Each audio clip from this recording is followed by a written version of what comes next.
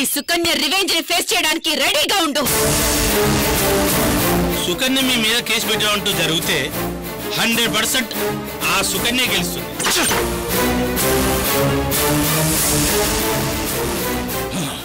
చచ్చింది.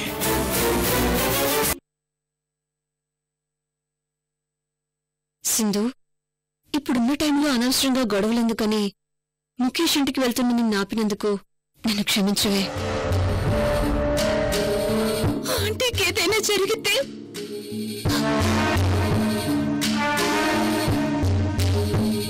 సింధుకి చెప్పాలి.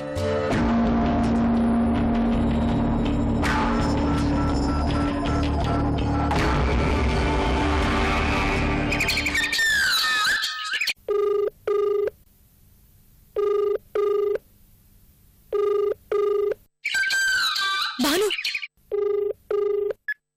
బాను, అమ్మ ఎక్కడైనా కనిపించిందా?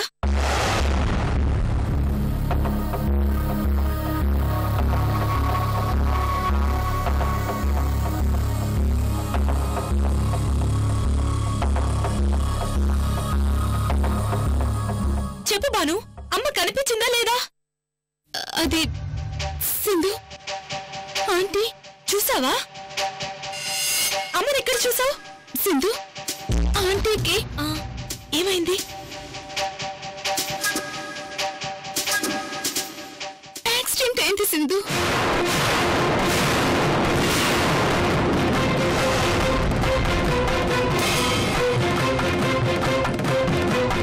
యాక్సిడెంటా? ఏమైంది సింధు? అమ్మకి యాక్సిడెంట్ అయిందట. బాను, అమ్మ ఇప్పుడు ఎక్కడుంది? ఎలా ఉంది? హాస్పిటల్లో జాయిన్ చేశాను. ట్రీట్మెంట్ జరుగుతోంది. ఎక్కడ? ఏ హాస్పిటల్?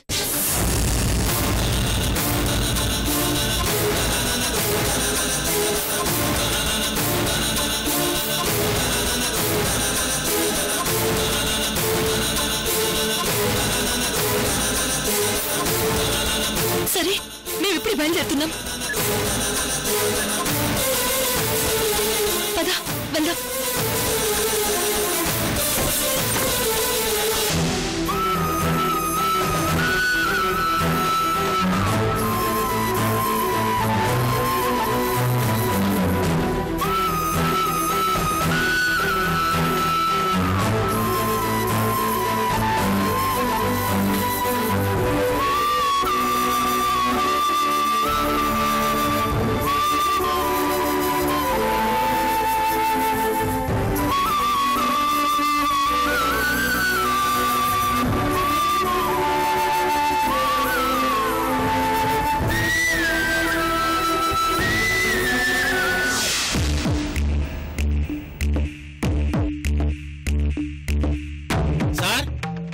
సార్,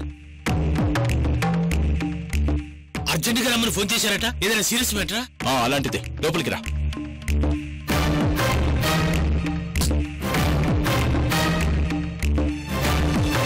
ఏ సార్ అంత సీరియస్ గా ఉన్నారు? నాకు నేనుగా సినిమా చూస్తే హ్యాపీగా ఉంటాను. నాకింకొకరు సినిమా చూపిస్తుంటే టెన్షన్ పడకుండా ఎలా ఉంటాను? సీరియస్ మ్యాటర్ నీకు తెలుసు కదా. సుకన్య విషయం ఏం చేశారు సార్? ఆ విషయం మాట్లాడడానికి రమ్మన్నాను. ఏమండి, మీ పేరు మీద అర్చన చేయించాను, వచ్చి ప్రసాదం తీసుకోండి. కర్మ ఎక్కడున్నారో ఏంటో. నారాయణ, నారాయణ.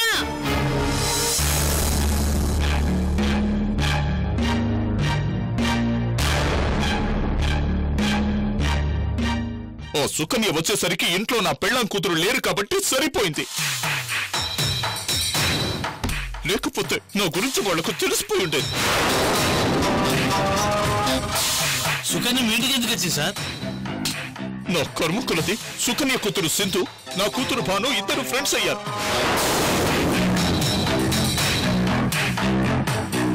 వీళ్ళిద్దరూ ఒక్కటైతే వాళ్ళను మోసం చేసి రోడ్డున పడేసింది నేనేనని ఏదో ఒకరోజు భానుకు తెలిసిపోతుంది. అప్పుడు నా పరిస్థితి ఏంటి?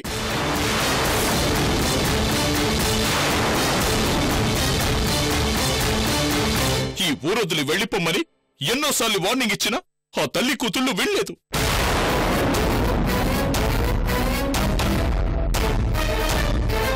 వాళ్ళ బ్రతికేదో వాళ్ళు బ్రతుకుతారులే అనుకుంటే ఆ సింధు నా కూతురికి ఫ్రెండ్ అయి కూర్చుంది.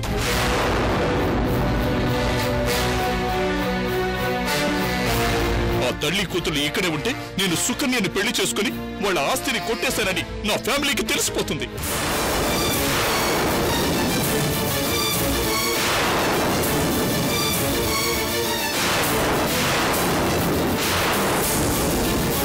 ఊరొదిలి వెళ్లిపోమని బెదిరించినా నా మాట వినలేదు కాబట్టి ఘోరంగా అవమానిస్తే పరువు పోయిందన్న బాధతో తలెత్తుకుని తిరగలేక వెళ్లిపోతాననుకున్నాను.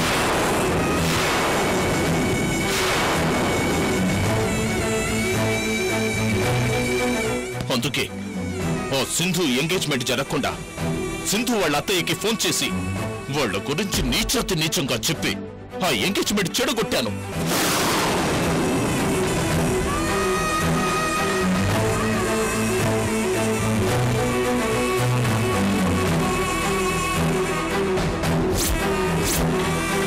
జరిగిన అవమానం తట్టుకోలేక ఊరొదిలి వెళ్లిపోతుందనుకున్న సుకన్య డైరెక్ట్ గా నా ఇంటికొచ్చి నన్నే బెదిరించింది.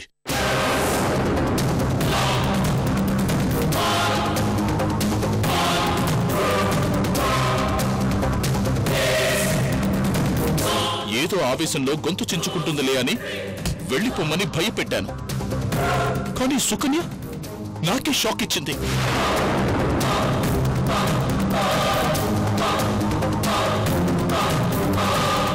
నా మీద కేసు పెడతానని నన్నే బెదిరించింది.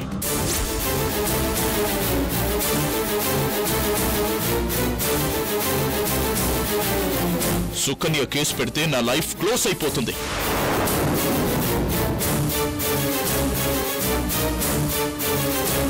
అందుకే ఏం చేశారు?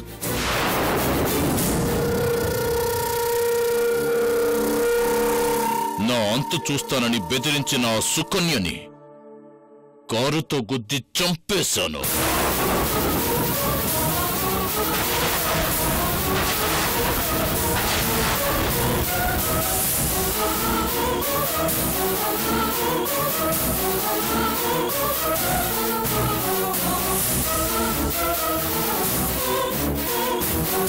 పబ్లిక్ లో జరిగిన యాక్సిడెంట్ కాబట్టి పోలీసులు డెఫినెట్ గా కేసు రిజిస్టర్ చేసి ఇన్వెస్టిగేట్ చేస్తారు.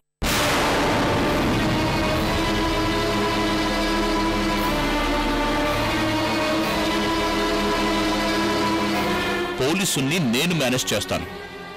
ఒకవేళ ఇష్యూ పెద్దదై హీట్ అండ్ రన్ కేసు అయితే కేసు లేకుండా నువ్వు మేనేజ్ చేయాలి.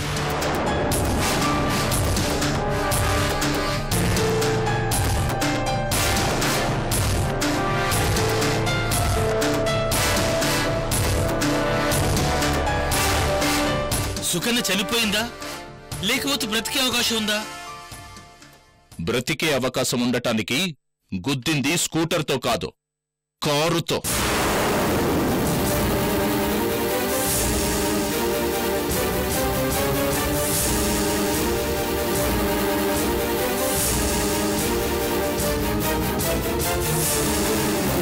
సుకన్య డెత్ న్యూస్ టీవీల్లో రాకముందే కేసు నుంచి తప్పించుకునే మార్గం ఆలోచించు.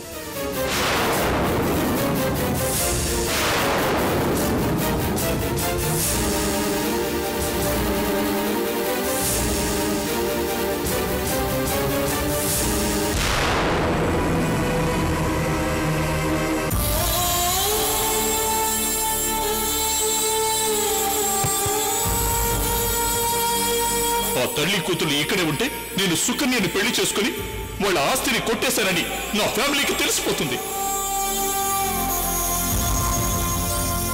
అందుకే ఓ సింధు ఎంగేజ్మెంట్ జరగకుండా సింధు వాళ్ళ అత్తయ్యకి ఫోన్ చేసి వాళ్ళ గురించి నీచాతి నీచంగా చెప్పి ఆ ఎంగేజ్మెంట్ చెడగొట్టాను.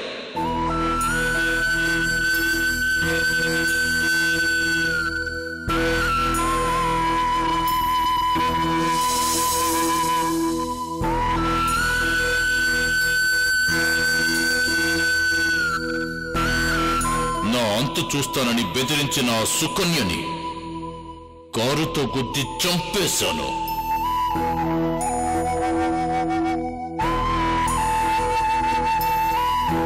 పోలీసుల్ని నేను మేనేజ్ చేస్తాను. ఒకవేళ ఇష్యూ పెద్దదై హీట్ అండ్ రన్ కేసు అయితే కేసు లేకుండా నువ్వు మేనేజ్ చేయాలి.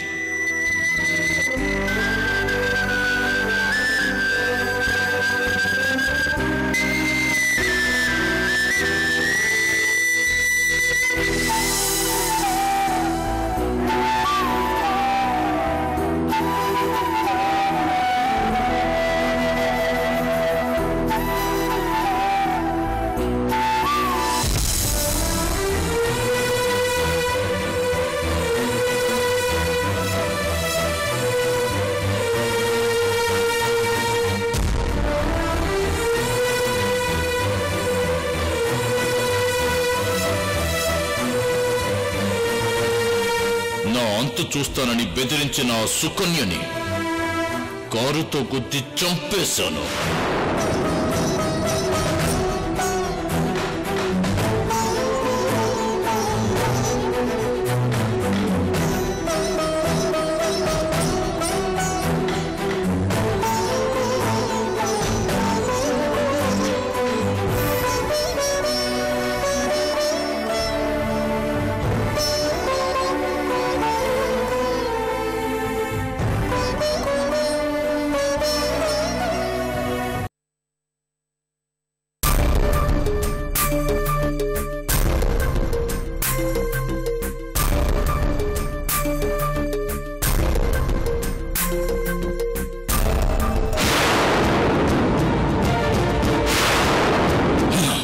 చచ్చింది.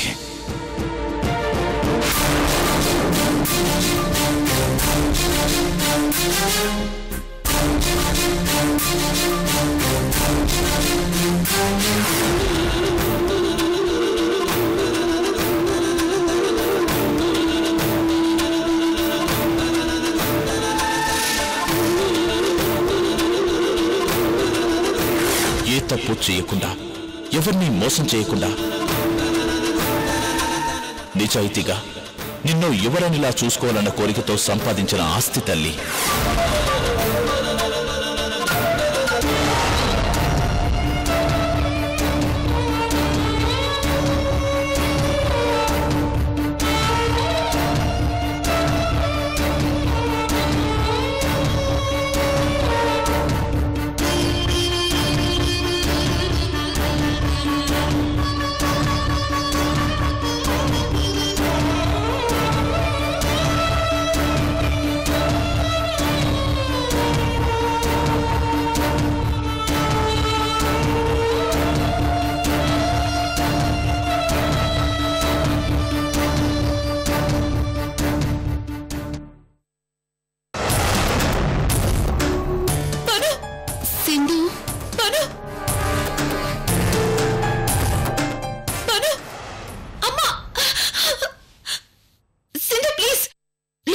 జరుగుతుంది. నువ్వు చూస్తే ఇంకా భయపడతావు. అమ్మకి ఎలా ఉంది బాను? ప్రమాదం ఏమీ లేదు. యాక్సిడెంట్ లో ఏదో చిన్న దెబ్బ తగిలి కాస్త బ్లడ్ పోయింది. డాక్టర్స్ ట్రీట్మెంట్ చేస్తున్నారు. అమ్మకేం కాదు.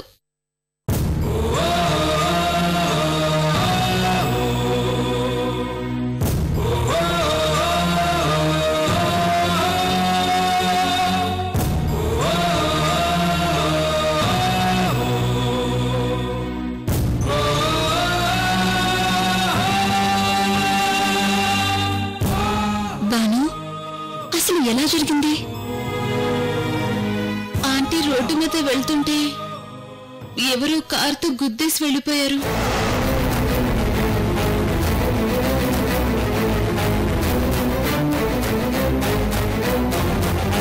హాస్పిటల్కి తీసుకొచ్చే వరకు స్పృహలోనే ఉన్నారు.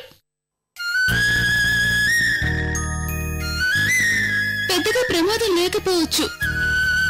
అమ్మకేం కాదు, క్షేమంగా ఉంటుంది. నువ్వు బాధపడకు.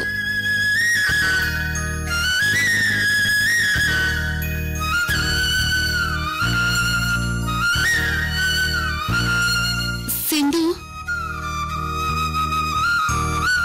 ఈ సిచ్యుయేషన్లో అడగకూడదని తెలుసు, కానీ ఒక ఫ్రెండ్గా తెలుసుకోవాల్సిన బాధ్యత, అవసరం నాకుంది.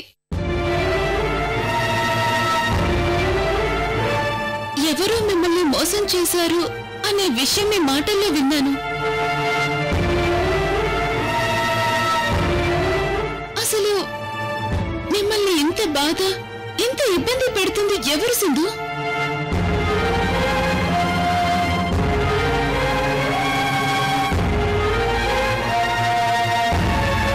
అతనెవరు చెప్పండి.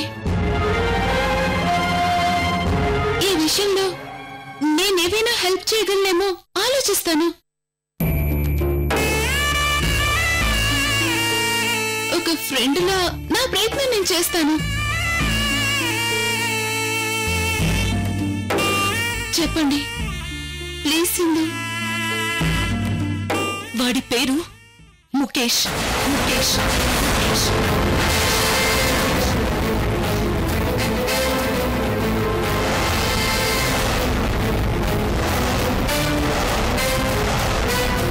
ఈ మధ్య సిటీలో పెద్ద బిజినెస్ మ్యాన్ లా చలామణవుతున్నాడు. మా అమ్మని నమ్మించి పెళ్లి చేసుకున్నాడు.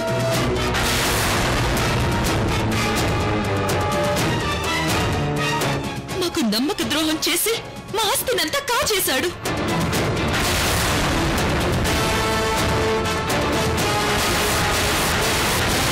అవును బాను,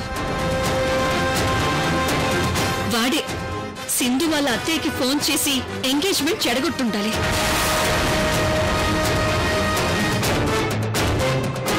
అలా చేయాల్సిన అవసరం వాడికి తప్ప ఇంకెవ్వరికీ లేదు.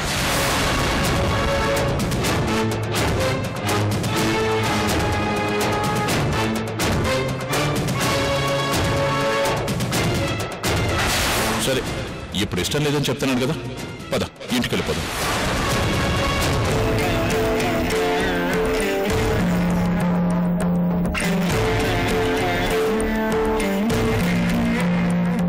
ఏంటి బాను, ఏంటి ఆలోచిస్తున్నావు? ఏం లేదు సింధు, ఇవన్నీ వింటుంటే నాకే షాకింగ్ గా ఉంది.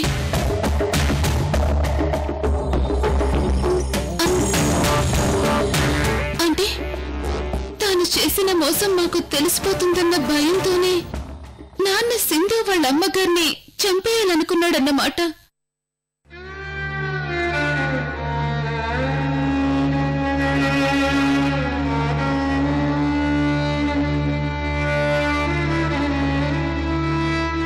సింధు, ఆంటీకేం కాదు, నువ్వు భయపడుకో.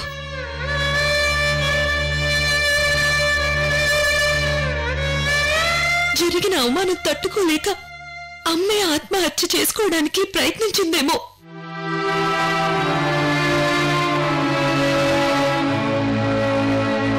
సింధు, ఇది ఆత్మహత్య కాదు, ఆంటీ మీద హత్య ప్రయత్నం చేశారు.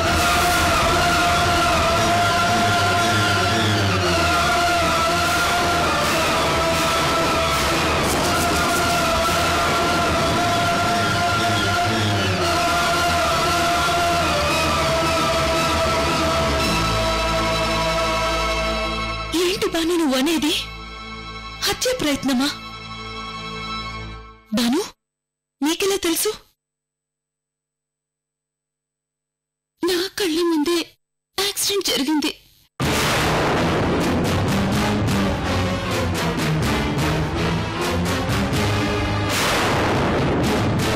నేను చూశాను.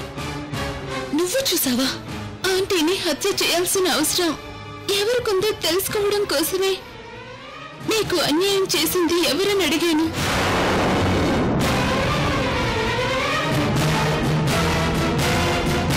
ఇప్పుడు నాకంతా అర్థమైంది. ఇది ఎవరు చేశారో, ఎందుకు చేశారో పూర్తిగా అర్థమైంది.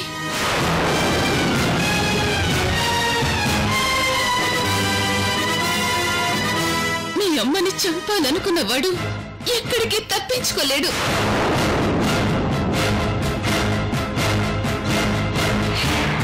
బాను, అంటే నువ్వు వాణ్ణి చూసావా?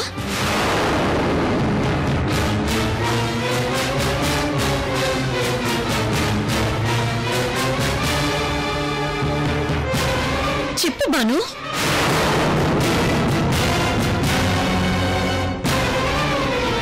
బాను చెప్పు.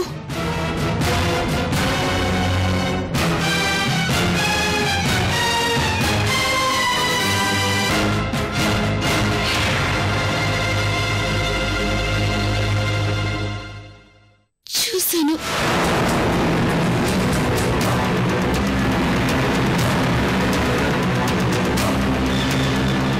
చూసావా? ఎవడు వాడు? ఎలా ఉన్నాడు?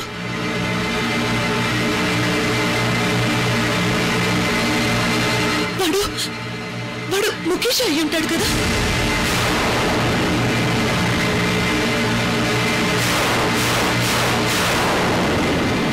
ఇంకా అనుమానం ఎందుకు సింధు? ఇంత దారుణం చేయాల్సిన అవసరం వాడికే కదా ఉంది.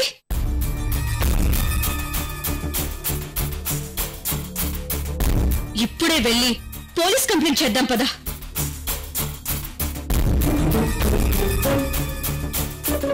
పద సింధు, నా మాట విను.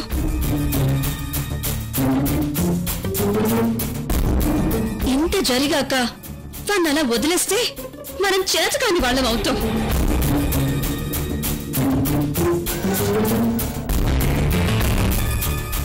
సింధు, వాడింకా రెచ్చిపోతాడు. రేపిక్కడికి కూడా వచ్చి ఏమైనా చేయగలడు.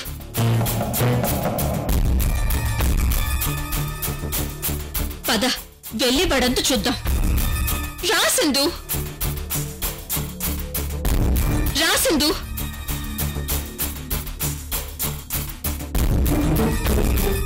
రా సింధు, ఆగు సింధు.